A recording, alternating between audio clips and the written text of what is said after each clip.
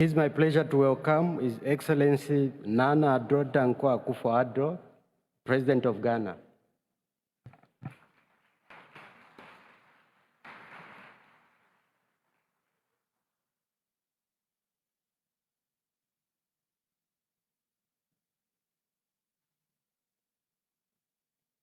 Your Excellency, you have the floor.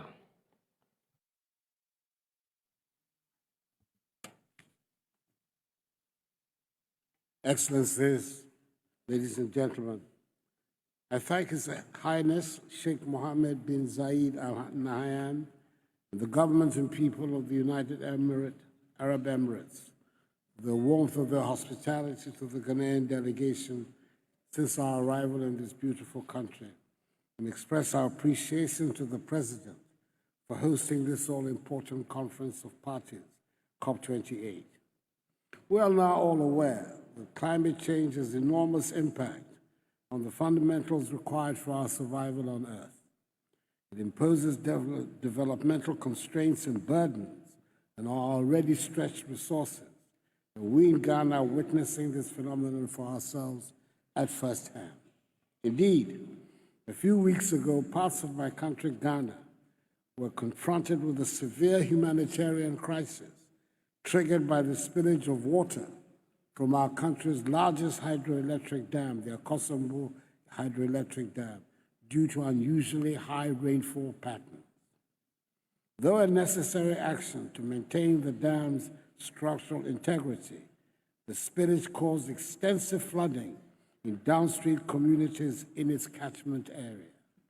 Thousands of people have been displaced and have been forced to leave their homes, with many losing personal possessions and means of livelihood, highlighting the significant impact of loss and damage due to environmental changes.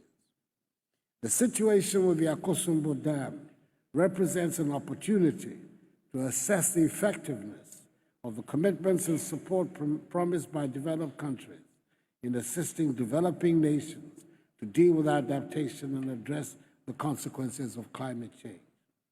I therefore encourage our international partners to support the V20 Loss and Damage Fund, the Global Shield Against Climate Risk, and ultimately the UNFCCC Loss and Damage Fund to ensure the availability of robust social safety nets for the developing world during such climate crises. Ghana welcomes and appreciates the seed fund contributions by the UAE and others towards the operationalization of the UNFCCC Loss Damage Fund.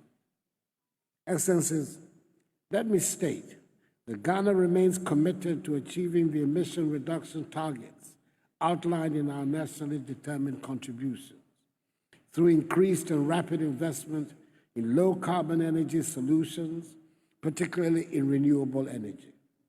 The medium-term target of 1,350 megawatts of installed renewable energy capacity in the generation mix by 2030 is on course. This will guarantee low energy prices for accelerated economic development and universal access to electricity. Let me reiterate in concluding that Ghana continues to advocate for a fundamental transformation of the global financial system, which is aligned to the socioeconomic objectives and ambitions of developing countries. We must turn COP28 into a meaningful dialogue for fostering sustainable development with tangible and balanced outcomes. I thank you for your attention and hope the conference record will capture the full text of my presentation. I thank you.